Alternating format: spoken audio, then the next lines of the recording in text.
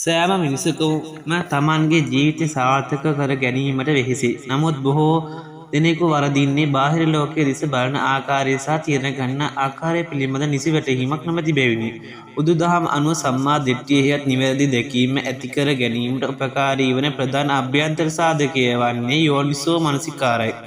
ජීවිතයේ ගැටලු ඇති වූ විට බොහෝ දෙනෙක් කලබලයට පත්වෙති.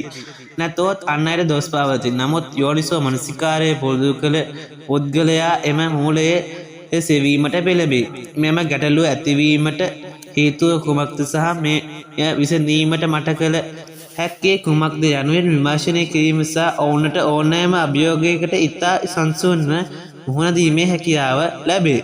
අද ලෝකයේ මිනිසුන් බොහෝ දුක්කටලුවට හේතුව විසිඳුම් නොව. එම සිදුවීම් පිළිබඳව අප සිතන ආකාරයයි. ආයෝනිසෝ මනසිකාරය සුළු වැටහීමක් පවා මනසින් විශාල කර ගනිමින් අපි පීඩාවට පත්වෙමු.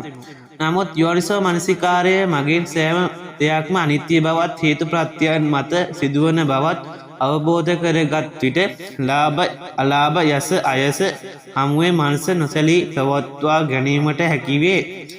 සාර්ථක ජීවිතයකට නිවැරදි තීරණ ගැනීම ඉතා වැදගත්ය. යෝනිසෝ මනසිකාරය මගින් පුද්ගලයෙකු යම් ක්‍රියාවක ආදීනව සහ ආනිසංස පිළිබඳව ගැඹුරින් සිතීමට පුහුණුවක් ලැබේ.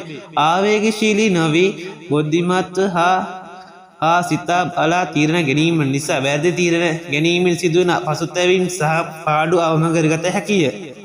සමාජීය සාර්ථක ජීවිතයක් ගත කිරීමට අන් අය සමග සුහදව ක්‍රියා කළ යුතුය.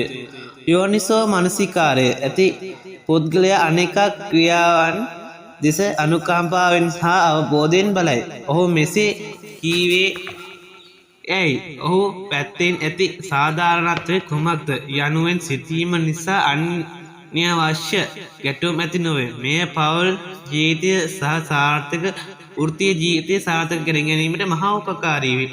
තමාගේ වැරදි සහ අඩුපාඩු නුවණින් බලා ඒවා නිවැරදි කර ගැනීමට යෝනිසෝ මනසිකාරය මඟ පෙන්වයි. තමා තුළ ඇති අකුසලය හා දුර්වලතා හඳුනාගෙන ඒවා ඉවත් කර කුසලතාවයන් වර්ධනය කර ගැනීම මෙම චින්තන ක්‍රමය මගින් බොහෝ උපකාරී වේ.